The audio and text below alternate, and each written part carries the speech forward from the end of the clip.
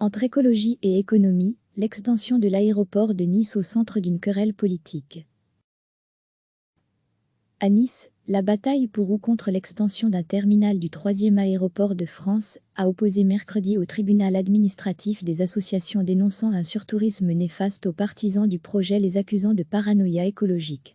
D'ici vendredi, le juge des référés doit décider s'il suspend ce chantier, soutenu par le gouvernement et le maire de Nice Christian Estrosi, mais symbole pour des associations et un collectif citoyen d'une économie du surtourisme, remise en cause dans d'autres villes du globe.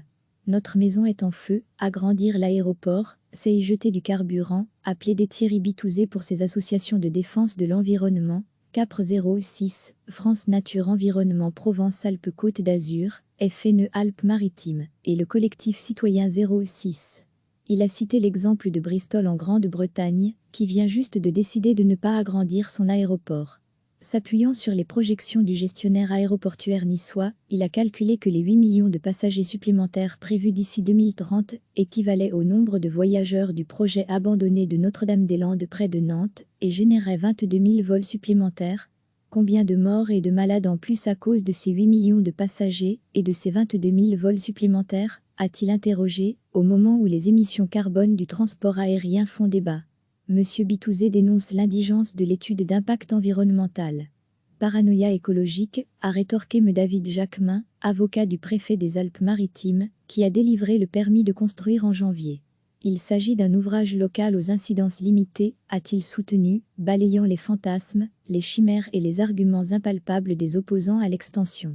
Face à l'urgence sanitaire et environnementale invoquée par les associations, les avocats de l'État et du concessionnaire aéroportuaire ont plaidé l'urgence à démarrer les travaux pour un tout petit bâtiment, qu'ils ont chiffré à 75 millions d'euros, et on y est tout projet de 3e terminal.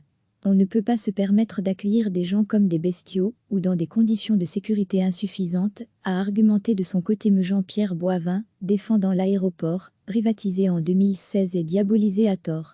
La plateforme aéroportuaire de Nice est contrôlée par un consortium associant la société italienne Atlantia, ex-Autostrade, filiale du groupe Benetton et gestionnaire de l'aéroport de Rome, EDF Invest et Monaco.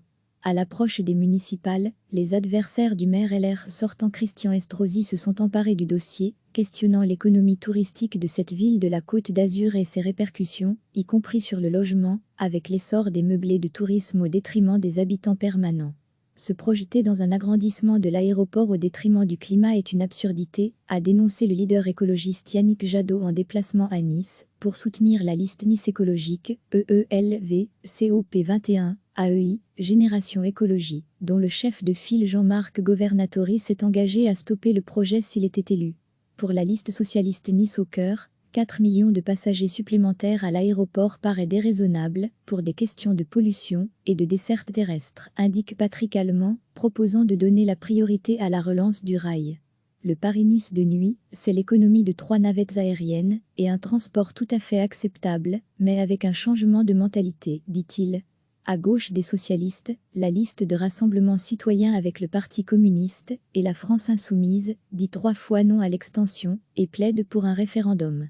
La position est plus nuancée du côté du challengé Rassemblement national de Christian Estrosi, l'ancien identitaire Philippe Vardon. Si le projet consiste uniquement à étendre l'aérogare, il n'y a rien de scandaleux, explique sa colistière Odile Texier.